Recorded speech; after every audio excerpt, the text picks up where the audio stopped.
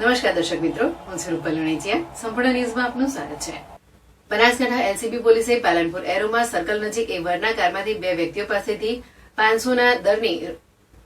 20,000 નોટો મળી આવતા પોલીસે રૂપિયા 1 કરોડની રોકડ તેમજ મોબાઈલ અને ગાડી કબજે કરી કાયદેસરની કાર્યવાહી હાથ ધરવામાં આવી છે.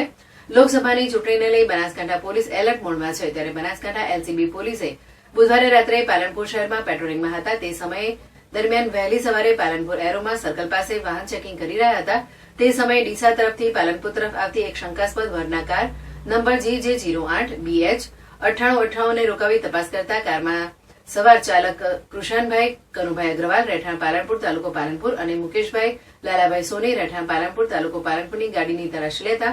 ગાડીમાંથી રૂપિયા 500ના દરની ભારતીય ચલણી નોટો નંગ 20,000 જે કુલ રકમ 1 કરોડ મળી આવી હતી, જેથી રોકડ બાબતે પૂછપરછ કરતા કોઈ સંતોષકારક જવાબ મળ્યો ન હતો. તેમજ રકમના આધાર પુરાવા પણ ન હોવાના કારણે પોલીસે રૂપિયા 1 કરોડ કબજે કરી તેમની પાસેથી 3 મોબાઈલ કિંમત રૂપિયા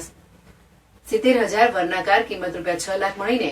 કુલ 1 કરોડ 6,70,000નો મુદ્દામાલ કબજે કરી કાયદેસરની કાર્યવાહી હાથ ધરવામાં આવી છે. રોકડ રકમ બે વ્યક્તિઓએ પોતાના કબજામાં રાખવા તથા હેરેફેરી કરવા તેમજ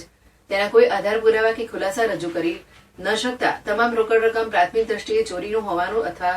ચોરેલ હોવાનું શકના આધારે તેમજ ગુનાહિત હોવાનું શંકાસ્પદ જણાઈ આવતા રકમ CRPC કલમ 102 મુજબ કબજે કરી બંને વ્યક્તિઓ વિરુદ્ધ પાલનપુર પશ્ચિમ પોલીસ મથકે કાયદેસરની કાર્યવાહી હાથ ધરવામાં આવી છે. બનાસકાંઠા જિલ્લામાં ગઈકાલ રાત્રે એરોમા સર્કલ પર જે માન્ય ડીજીપી સાહેબ શ્રી અને રેન્જ વડા શ્રી અને જિલ્લા પોલીસ વડા શ્રી અક્ષરાજ મકવાણા સાહેબની સૂચના અન્વયે એલસીબીની ટીમ એરોમા સર્કલ પર વાહન ચેકિંગ કરી હતી. આ દરમિયાન તેઓને એક શંકાસ્પદ જે ગાડી છે GJ08 BH 9858 તે ગાડીની વાહન ચેકિંગ કરતા તે ગાડીમાંથી 20,000ની દરની 20,500 નોટો ત્યાં મળી હતી, જેની કુલ 1 કરોડ જેટલી માતબર રકમ તેમને મળી હતી. જે બાબતે જે વાહન ચાલક જે છે કૃષાન કનુભાઈ અગ્રવાલ રહે પાલનપુર તથા મુકેશભાઈ લાલાભાઈ સોની, આ બંનેને પૂછપરછ કરતા તેમને સંતોષકારક જવાબ ન આપતા તે બાબતે તેઓને આ રકમને 41(1)D 102 મુજબની કાયદેસર કાર્યવાહી કરી